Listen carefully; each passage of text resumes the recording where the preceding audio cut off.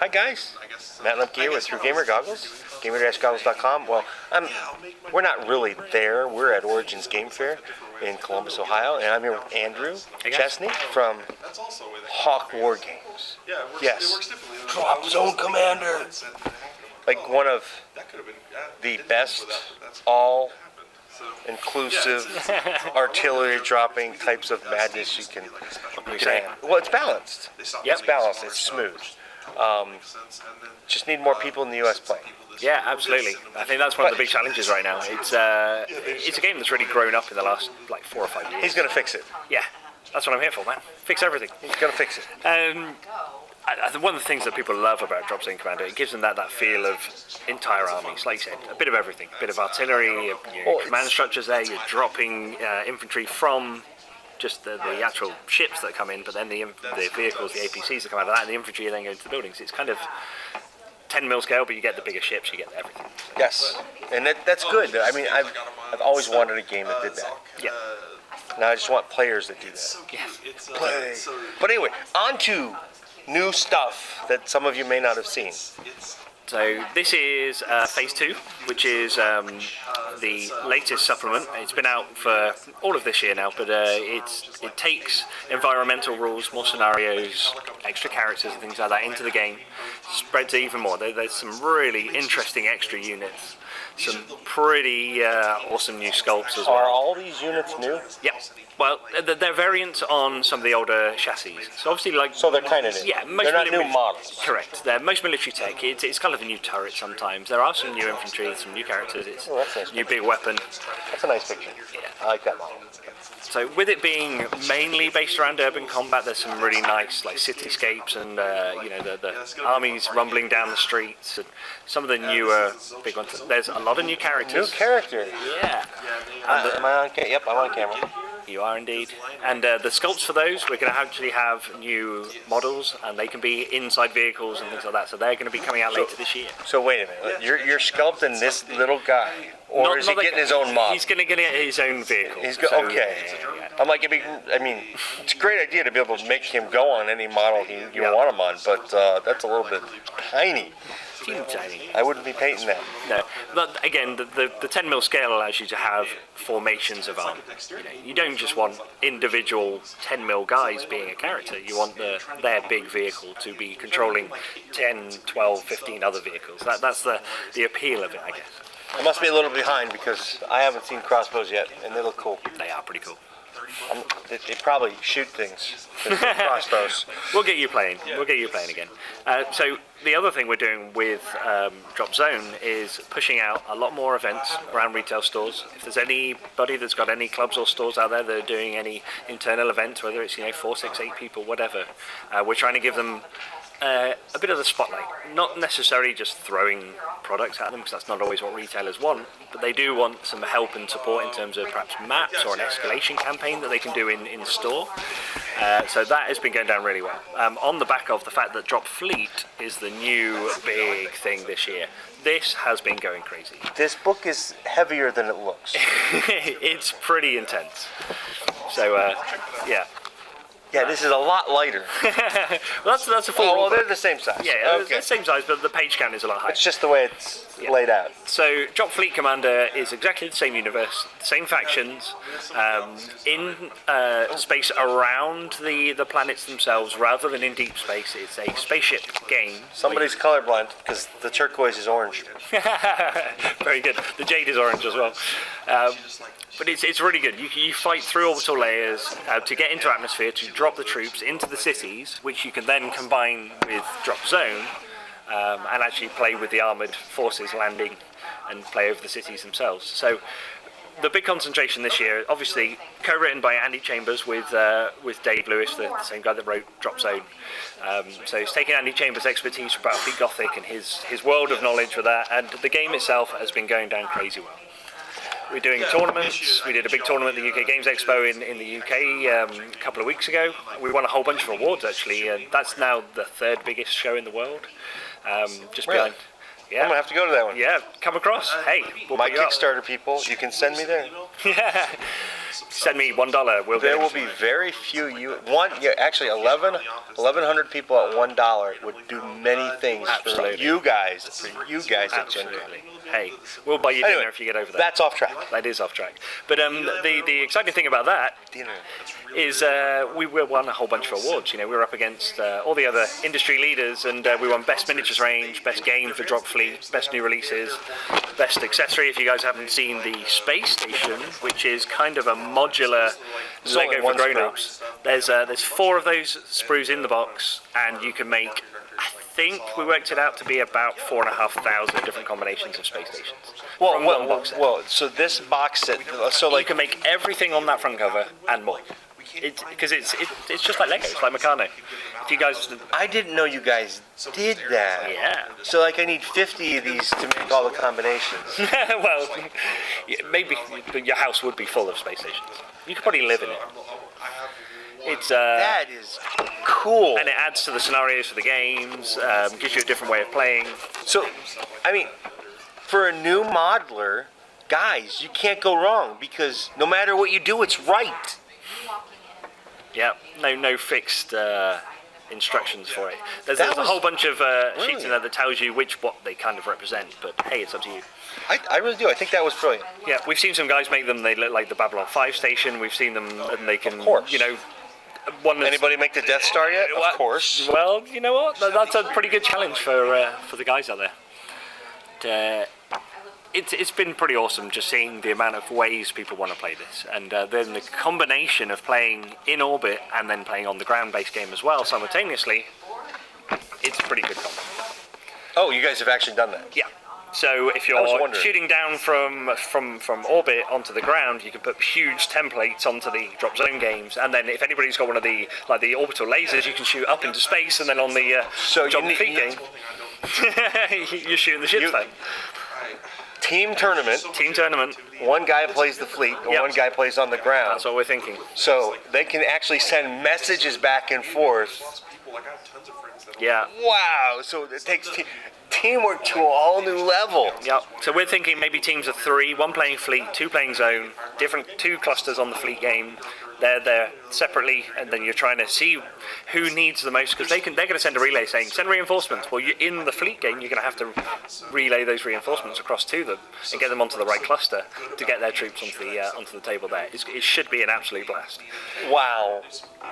Oh my gosh. And you are invited, obviously, to come and drag out all your old Dropzone models, and we'll get you playing again. I don't have a lot of models, but Well, we can sort you out. I'm getting there. Yeah. I'm getting there. Well, I have all the starters. That's a good place to start. And they're all put Obviously. together, and if you haven't watched them, go watch my assembly videos. That's an order. Yeah.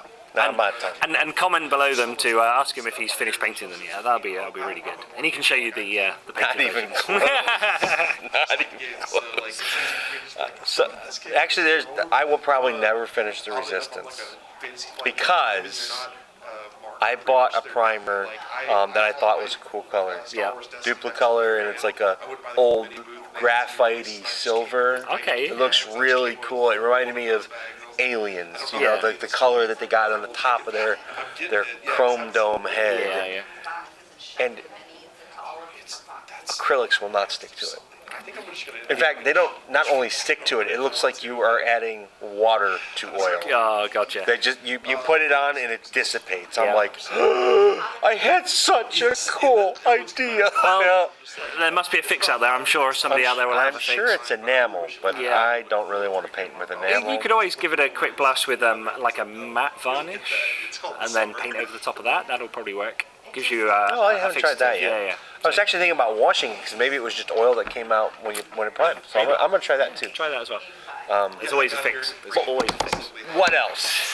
So, next year and towards the end of this year, we're going to do a lot more for Dropzone. Obviously, the last 12 or 18 months coming out of the back of the Kickstarter has been Drop Fleet oriented. Oh, of so course. it's absolutely gone crazy. I was talking to some of the guys in the tournaments today, and it's just exploded in regions all over the US and all over the world.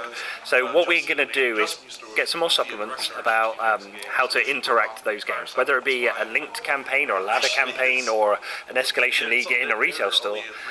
If you can't always have that team tournament and play the games simultaneously, you could play 1 week Fleet, the next week Zone, week after Fleet, week 4 Zone, and you've got yourself some kind of narrative campaign. It takes a lot of space. It takes a lot of space. Which a lot of game time, stores. yeah, exactly. So if you can get a game a week for 4 or 5, 6 weeks, you can get a really good campaign in. So we're going to put a whole bunch of new scenarios in about linking games, all sorts of new ways of using the units, perhaps even mixing up how you put your armies together, so changing the format in which your army selection core level is done, and just have perhaps heavier, more defensive armies against faster armies, so they have fewer heavy support choices and things like that.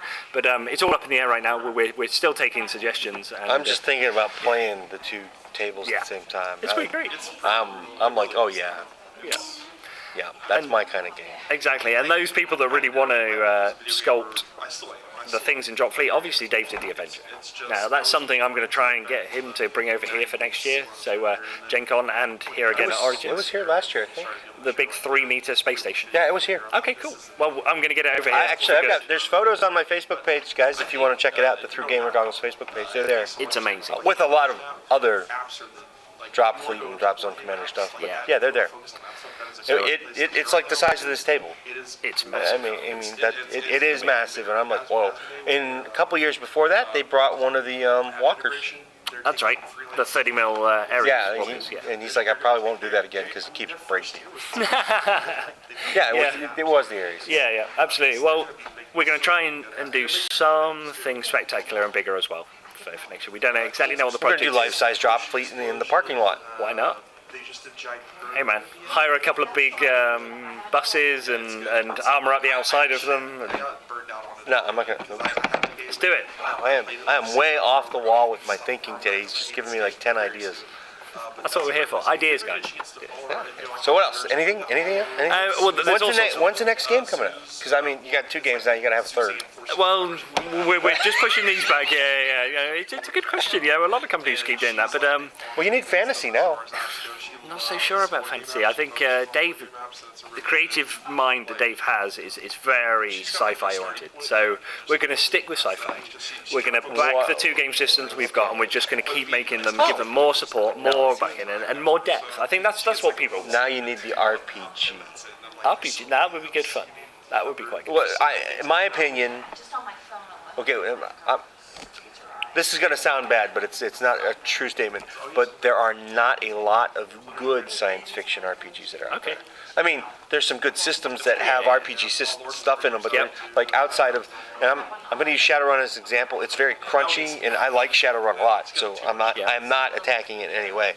But it's like there's not a lot of game companies that only do one thing. It's like there's a lot of good systems or good settings out there for like Savage Worlds. But not a lot of companies have a good role-playing game based off of their game all the time. And I would like to see more of that, because I'm a heavy RPGer. The background for this obviously lends itself to a really good role-playing game, because you've got a believable setting already, because it's the future of the current humanity. It's kind of like almost a hard sci-fi. It's the future of Earth. So we've got some believable worlds there that to start with. But you've got Marines with the UCM. You could do, from their point of view, you could do it from the PHR, some kind of cyberpunky-esque one, and then obviously from either Scourge perspective or even Resistance perspective. An RPG for playing as Resistance would be really cool. Really cool. Or I suppose you could go a little bit more tactical. And actually go 28 mil.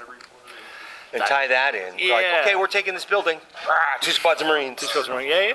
Definitely. I mean, the possibilities are endless. I think the good thing right now is concentrating. Ranting. Yeah, I know. It's just like. Are we even talking about Dropzone anymore? What would we call it? Speaking of stuff like that, we were desperate to do an April Fool's this year and do some kind of sci-fi American football style game spoof. We were going to call it Drop Ball Commander. And but hey, we wimped out a little bit. You didn't get that far, huh? No, we didn't do it. We were going to do some kind of April the 1st thing. If you played it with walkers, that would be great. Walkers on the field playing football. I mean, that would be awesome. That would be It'll be a awesome. little So no, different. it is a lot. It's a lot of fun. We do play around with it. We do tend to have a few too many beers and come up with new ideas for games. But right now, it's all about getting these. Yeah, what he hasn't told you is the CCG's coming out next year at Gen Con. CCG. Hey, why not, man? Why not? Any CCG manufacturers out there, give us a call, But the sky really is the limit. Yeah, I can see that. Yep. I mean, your models are beautiful, and the very first time I ever saw them, I'm like, ooh, but they're from the UK. I'm gonna have a real hard time getting people to play. Well, And like I get to play like maybe twice a year. yeah. That's And I because you gotta work drive- so much, right?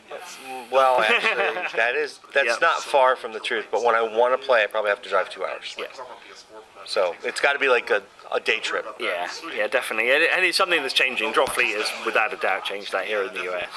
Dropzone, with all That's the new impressive yeah. because when they told me about the game, I was a little leery. Yeah. To be honest, I was a little leery. I'm like, I love spaceship games. I'm like, but it's not really a true spaceship game because it's an upper atmosphere and Yep. they're bombarding stuff. I'm not sure that's going to be for me. And the fact that the rest of the states likes it, Yeah. I'm game. Yeah, the thing is, there are so many options there. You can play a deep space game. You can, because Well, you can. some of the missions just have space stations, and they can be anything. So a lot of people like playing that free-for-all, kill everything kind of scenario, and that's just as valid as any of the other ones. But we like the fact that it does mesh so well with the two systems. Well, I think that's going to lend itself to a much greater success. Too. Yeah, I think so. It blows my mind away how close. I mean, they're basically the same system. I mean, obviously there's different mechanics Absolutely. to some degree, Yep. but they're. If you can play this, you can play this. Yeah. That's a good transition to me. Absolutely, yeah. It's something that's quite intuitive. If you've played one, you can play the other one. But we've got a lot of people. Probably the biggest surge of new customers is because they just like painting spaceships. And let's not blow guys, Daisy go up too much. I got Figures are plenty of beautiful. spaceships you can paint. Yeah, paint. Well, My dilemma is that I get more toys than I can paint. is that not the rule? You're not supposed to buy 10 for every one that you finish. I'm sure that's the rule. Oh, it's more like 50 for every one I Well, finish. okay, you might be behind the curve. I'm well You need to get more behind the done. curve. But we all know if I s- anybody ever gets their entire collection painted, then the world ends. I So, still have unpainted Void. yeah. He's like, wow. Push that to one side. Don't even worry about wiping the dust off it. Push it to one What? side. What are you talking about? That was a good game. But it's dated now. It is. Yeah. It is. But hey, it's the future. Dropfleet. Well, most of what I own for Dropfleet is painted. Like I have one of the Commander models. Yeah. That's not painted. It's not even primed yet. Okay. That's about it. That's not bad. And most should of be it's proud of that. Most of it's done. Yeah. Well, I was going to start demoing it, but then I started interviewing a lot more. Yeah. And I'm like, I don't have time to demo it. I was actually going to be running events here. Okay. Because this is my backyard. This is only 2 hours. This is the 2 hours I would have to drive to Try to play. get games anyway, and there's a big crowd here. We've had huge numbers of players. Yeah, well, next year I do plan on running events at the show because I don't do as many interviews here as I do. Yeah. Hi, guys. We're still here. It's All right, fine. well, we're still here. So, if you're listening and you want to play Dropzone Commander, remind me to schedule events, and I will most likely schedule events and turn them over to these guys because they've got other plans too, and I don't want to compete. Well, we're Pretty going to do open gaming on the booth. We're going to invite people to come and either challenge a staff member or a talent. At Gen Con, we're going to have space for a couple of 6x4s on the actual booth itself, so you can come and play a full game rather than be pushed through the cycle of a 20 or 30 minute demo, which we're going to do as well because a lot of people for the first time want to try it in that aspect. But if you've kind of like got your fleet and you haven't perhaps had many players in your area, we're going to come and invite people and they can sign up on this timesheet and actually organise a game. We'll do some matchmaking and do it on the booth with the staff there to help out, and just connect people, connect gamers, and we're going to do that at all the conventions around the country. Is there a player finder? There is one in process. There's a couple of really good huge. tech companies that are they're getting good out there. There's a couple of guys that have added us to their game finder thing, so I think God, I wouldn't even like to mention some names just in case I forget some of them. But yeah, look up on Game Fighters. If we're not on them, contact them and we'll get ourselves added. But we're going to do what we're going to concentrate ourselves is a talent finder. So I didn't even know it was a thing. Yeah, Game Finder. No, because the only like Game Finders I know of are usually in companies' forums. Like yeah. Well, that's the problem. It's been restricted to individual companies. So you have to go through the Hawk website to find something like that. Well, actually, that's quite restrictive. We all play all the different games, you know. We're all Wargaming Butterflies over the years. Some of us are allowed to admit that. Exactly, you know. Where would we all be if we weren't playing Bright Red Chaos Wars in the 90s and, you know, Skinny Eldar in that rubbish round-based game? But we all know that... Eldar. What about Dark Eldar? I hear they were really fragile. Terrible. No, I won 50% of the time. That's all. I'll take yeah, they're that. pretty good. I'll take that. But having a database of from an independent group that allows you to play games with anybody, you're going to find far more players that way. And we're way behind there. We're big into more games the better, not just Blinkered and our own game. This is the more the better. So yeah. Well, as a designer, I'm sure the more games you play, the more you learn. Absolutely.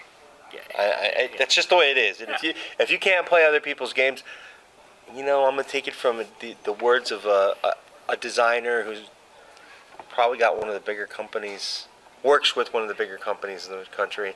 If you can't play other people's games and learn from them, you should probably get out of the business. That's fair. He said, if I didn't play other role-playing games, yes, he's a role player, we would not have made the game we made. Yeah. Which is absolutely true. We're all a product of what we learn over the years, I guess. Exactly. So if you do the same thing like a certain company does every edition, yeah, it's going to go stagnant. Notice I didn't say any names. No. But anyway, what else we got? Nothing? Everything? Well, yeah, just watch this rambled. space. Yeah, we did ramble. I guess those of you that are into tournaments, we're going to be doing huge amounts of big shout-outs to tournaments around the country. We're going to start doing local, then state, and then national tournaments over the next few years, because I think, again, that's a good way of getting people to socially interact, even if they're not hardcore tournament gamers. And let's face it, most of us are not, like, sit down and win at all costs. Especially if you do social tournaments at those things. Exactly. Like, yep. So we're going to use that as a huge vehicle to promote retailers, especially. I want to work closely with the gaming stores that have space for a few gamers, and then, you know, stateside we'll find somebody that's got space for 20 or 30 gamers, and then obviously nationally we can go to places like Gen Con and here in Origins and actually run a tournament for 30, 40, 50 people. So why would we not do that? That's my phone. So yours. Yeah, I'm being called. Hold on, guys. Actually, I think we're done, right? I think so. Oh, I'm sitting on my phone. I can't get to it. That's bad. But anyway, thanks, guys. We were all over the place, but this is the first time I've ever had the chance to interview somebody who is ADHD as I am. So, hey, it's a great hobby. See you guys Thanks, at guys. Gen Con.